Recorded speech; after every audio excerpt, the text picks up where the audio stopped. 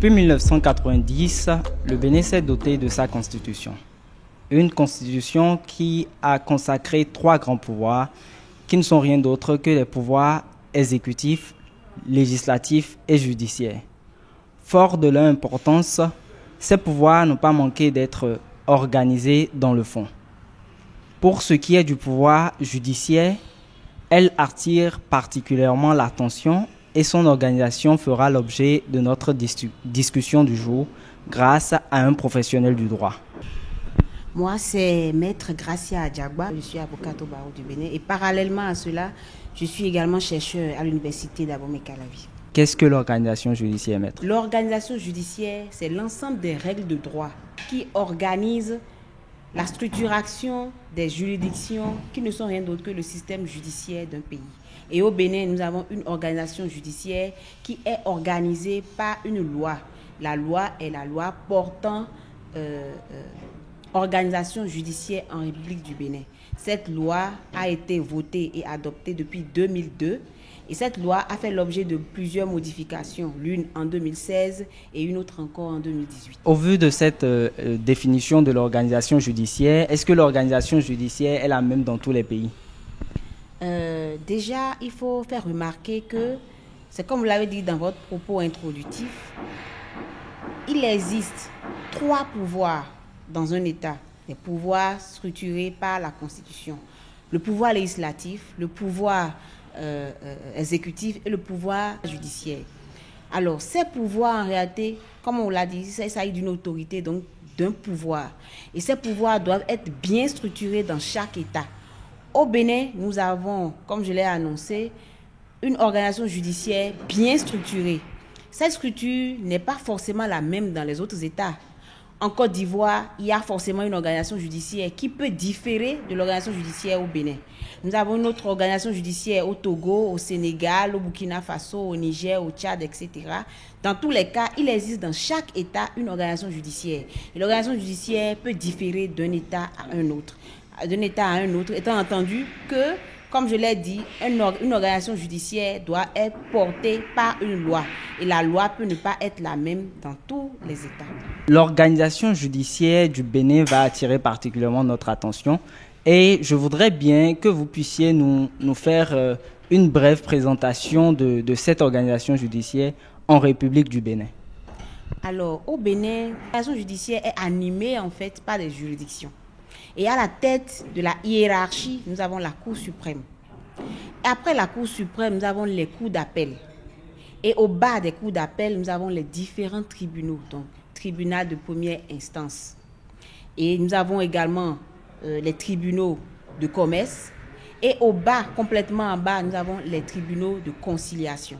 Mais vous faites observer que les tribunaux de conciliation ne font pas partie d'un degré de juridiction. Nous avons au niveau donc au bas du palier les tribunaux de première instance. Les tribunaux de première instance sont animés par les professionnels du droit, que sont les magistrats, les greffiers. Et quand on dit magistrats, nous avons bien sûr les magistrats de siège et les magistrats au parquet. Alors, il y a également des greffiers qui tiennent la plume à chaque audience. Et les tribunaux de première instance sont des tribunaux de droit commun qui sont compétents pour connaître de toutes les matières.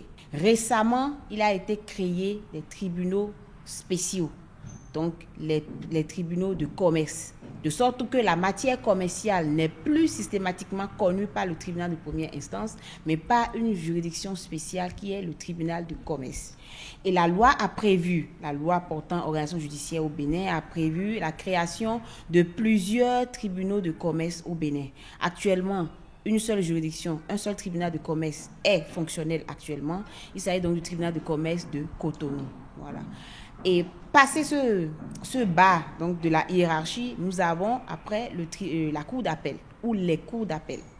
Les cours d'appel sont également les juridictions de deuxième ou du second degré qui connaissent en fait et en droit des faits, des dossiers, des affaires qui ont été connues déjà par le tribunal de première instance.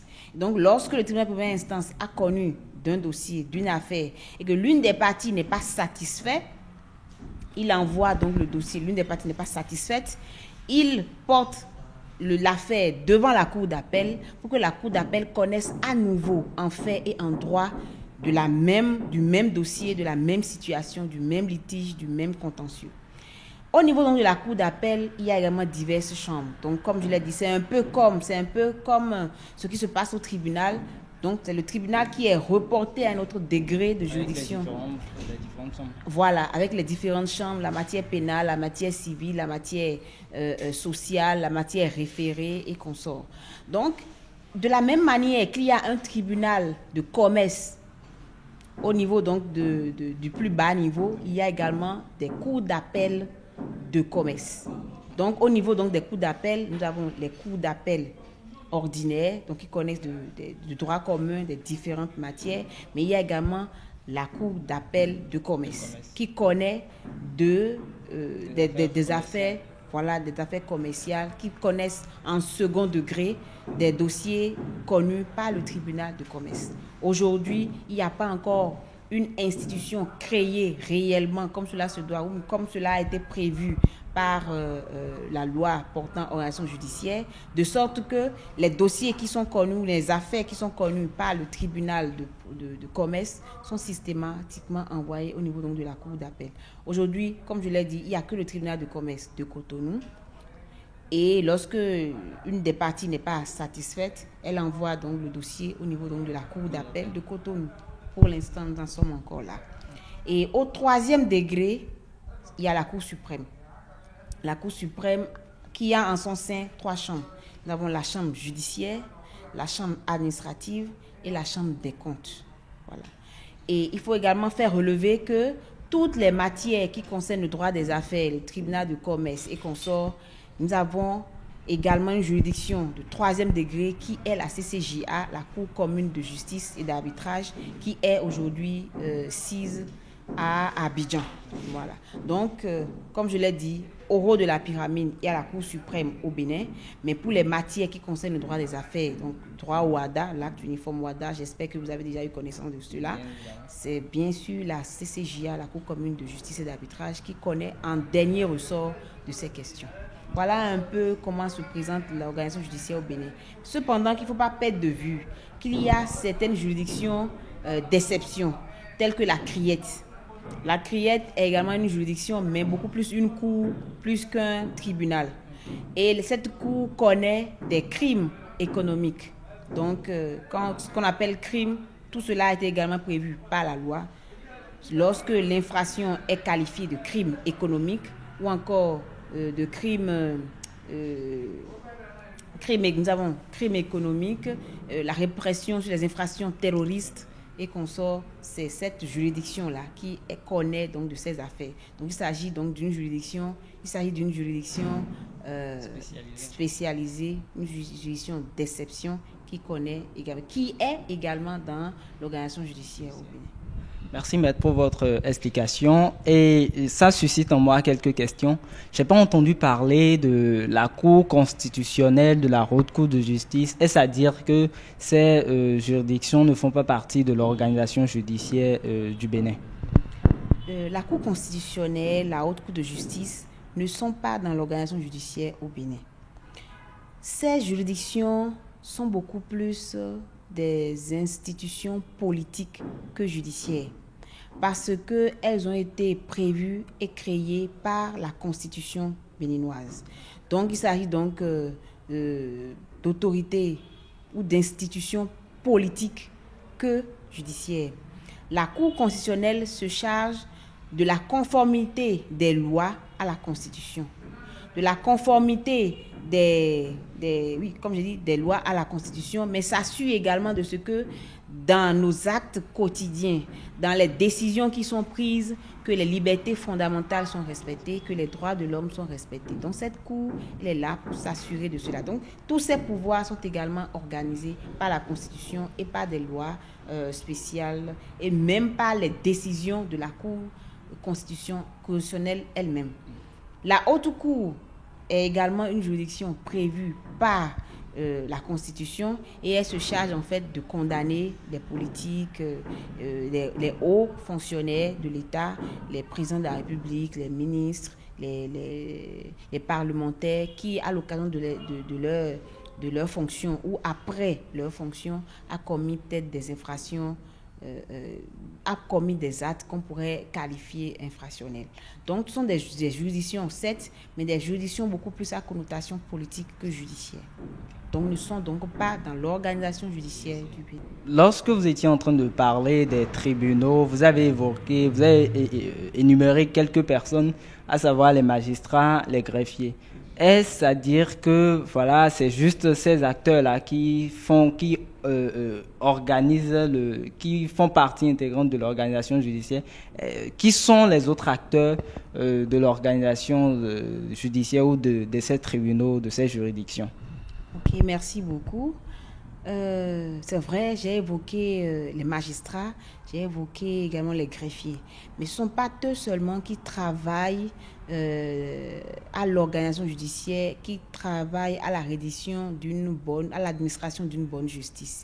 Nous avons également des avocats que je suis, qui sont également des chevilles ouvrières, qui travaillent également à ce que la maison justice se porte bien, à ce que la justice se rende, à ce que les lois telles qu'elles sont, telles qu'elles ont été votées, telles qu'elles ont été prévues, soient régulièrement appliquées. Vous avez également les huissiers qui sont également des acteurs de la justice, qui sont également des auxiliaires de justice, les notaires également, les commissaires-priseurs. C'est en fait toute une famille de justice qui travaille à l'organisation judiciaire.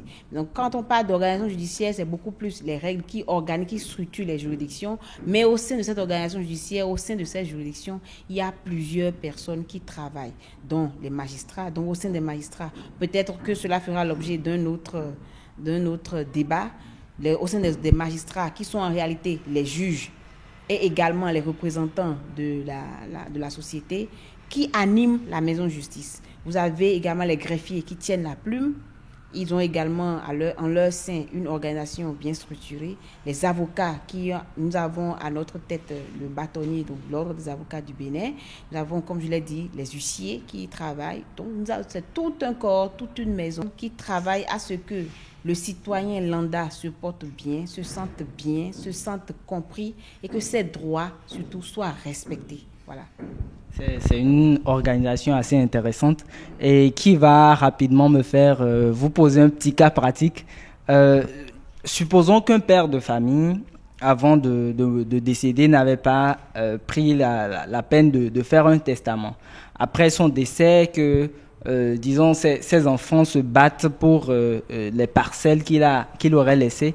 Alors, vers qui va-t-on se rapprocher? Est-ce qu'il faut déjà aller vers les tribunaux? Est-ce qu'il faut aller vers le tribunal de conciliation? Est-ce qu'il faut aller vers la cour d'appel?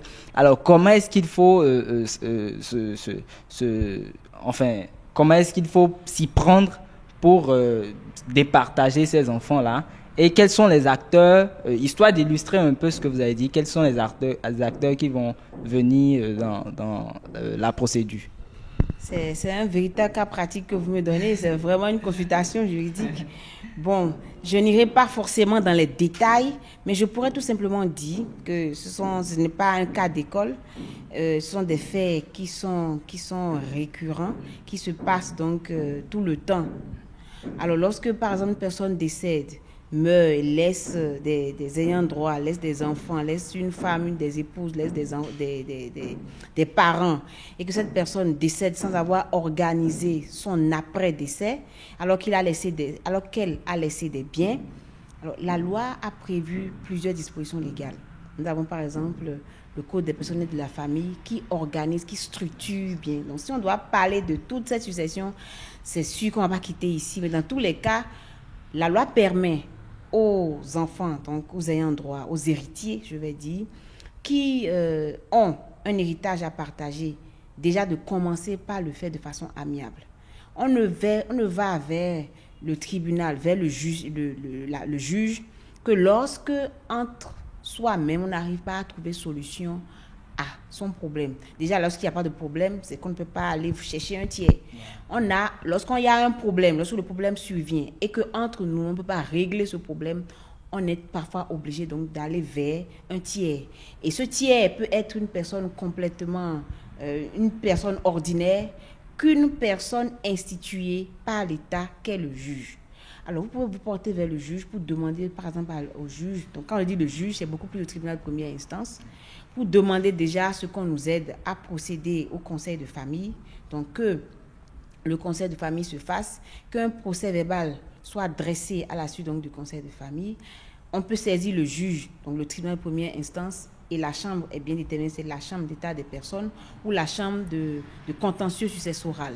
Donc, le tribunal est saisi, connaît de la cause, reçoit toutes les parties, tous les héritiers, et va, entre autres, si le juge peut réussir à les départager, il le fait, mais dans le cas contraire, un notaire sera désigné pour pouvoir procéder à l'inventaire, c'est-à-dire donc soit on choisit entre les héritiers celui-là qui est l'administrateur des biens ou le liquidateur des biens, voilà, et celui-là aura à charge de faire l'inventaire des biens, va à la suite de cela déposer son bilan au juge, et s'il y a lieu de choisir de désigner un commissaire-priseur ou de désigner un notaire pour procéder à la vente des immeubles ou bien pour procéder à la vente des biens meubles, c'est le juge qui aura à désigner ces autorités-là, qui auront à charge donc de procéder à la vente, de collecter les fonds et donc de les partager entre les héritiers ou encore de procéder par plusieurs autres manières.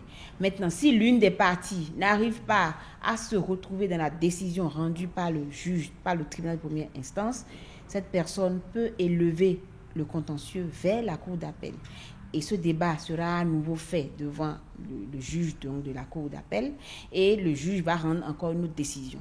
Si cette décision ne satisfait pas encore l'une des parties, on peut alors porter la question devant la Cour suprême et notamment devant la chambre judiciaire de la Cour suprême.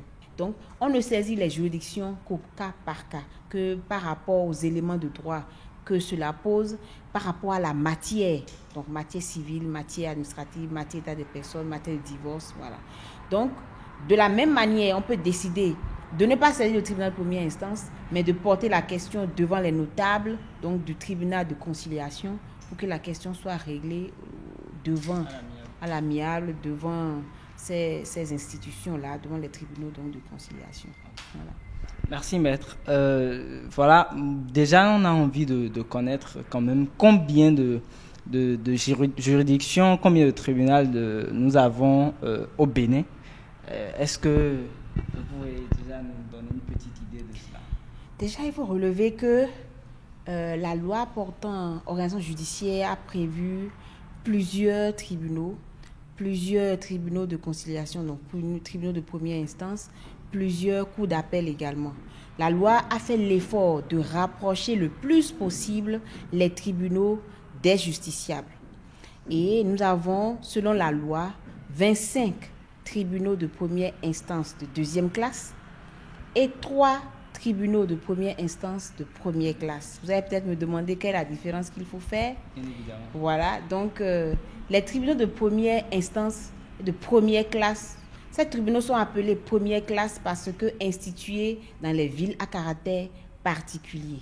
Alors, toutes les autres juridictions, je vais dire, sont des juridictions dans les tribunaux de première instance de deuxième classe. Voilà. Donc, au Bénin, nous en avons au total 28 tribunaux de première instance.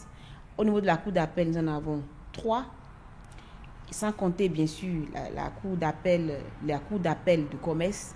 Voilà un peu les juridictions. Et au plus haut niveau, nous avons la Cour suprême, l'unique Cour suprême, une seule Cour suprême qui est sise à Porto-Novo. Voilà. C'est assez intéressant tout ce qu'on vient d'apprendre là, toute l'information relative à l'organisation judiciaire du Bénin. Mais, maître, est-ce que de toute votre expérience, de toute votre carrière, vous avez l'impression que la population est informée par rapport à tout ceci? J'avoue que c'est pas évident que toute la population, mais tous les citoyens lambda puissent connaître la facilité avec laquelle on peut saisir le tribunal. Il faut également relever que ce n'est pas le même degré de juridicité qu'il y a 10 ans, il y a 20 ans, que ce n'est pas ce même degré de juridicité qu'il y a aujourd'hui. Aujourd'hui, les citoyens sont de plus en plus portés vers les tribunaux.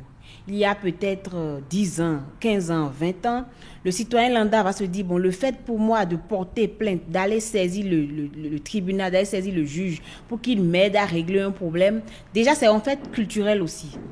Le citoyen se dit, si je vais porter la question au tribunal, la partie adverse, mais la famille va se dire, ben voilà, ah, il a porté son frère devant le tribunal. Et puis, cela, merci. Donc, une certaine haine, cela n'a pas forcément une bonne image. De sorte que de plus en plus, on peut avoir des problèmes, les problèmes d'un point de vue personnel, d'un point de vue familial, d'un point de vue social, mais on a beaucoup plus de réticence à porter ces questions devant ces juridictions. Mais à la réalité, les tribunaux ne sont pas en réalité des bourreaux. C'est en réalité des institutions créées par l'État pour nous aider à régler les différents conflits qu'on pourrait avoir entre humains.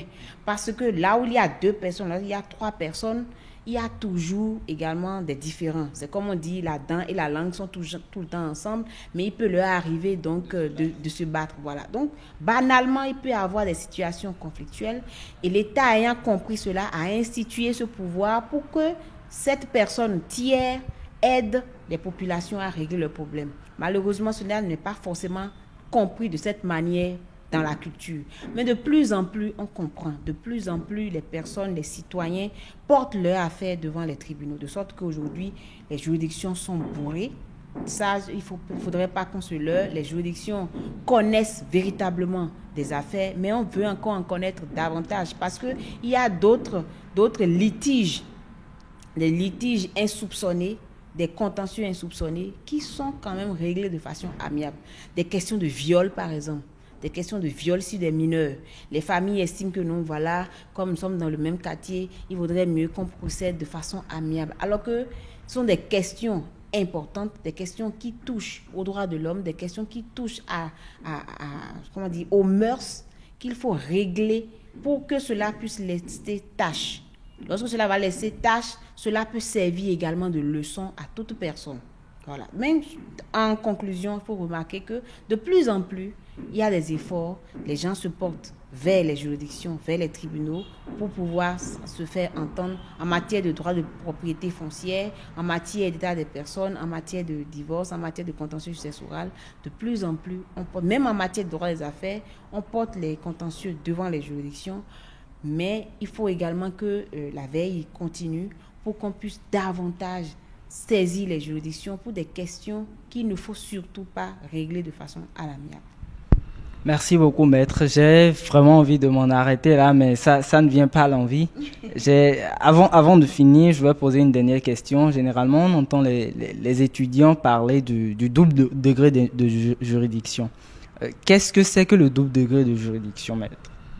Alors, le double degré de juridiction, c'est comme je l'ai dit, c'est la possibilité qu'on donne à un justiciable de saisir à nouveau une juridiction supérieure pour que cette juridiction connaisse en fait et en droit de la même manière que la juridiction inférieure.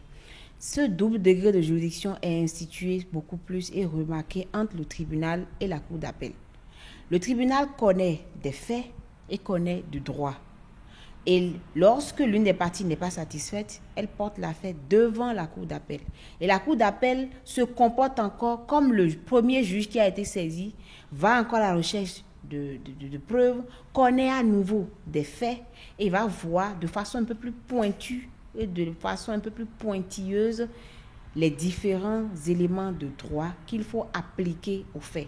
Seulement à la Cour suprême, on ne peut plus parler donc de double degré de juridiction ou de triple degré de juridiction parce que la Cour suprême connaît uniquement du droit et non des faits. C'est pour cela qu'on ne peut pas dire que la Cour suprême est dans un double degré de juridiction ou dans un triple degré de juridiction.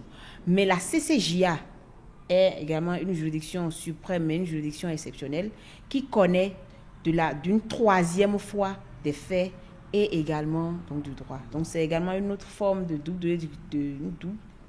c'est également une autre forme de double degré de juridiction qui ne dit pas son nom. Donc quand on parle de double degré de juridiction, c'est la possibilité qui est donnée de connaître à nouveau des faits et des droits tels que connus par le premier juge saisi. Chers amis, voilà, ce sera tout pour notre thème d'aujourd'hui, l'organisation judiciaire en République du Bénin. Je suis sûr que vous avez beaucoup appris de cela et on va se dire à la prochaine. N'oubliez pas de nous suivre surtout pour avoir davantage de leçons. Merci bien.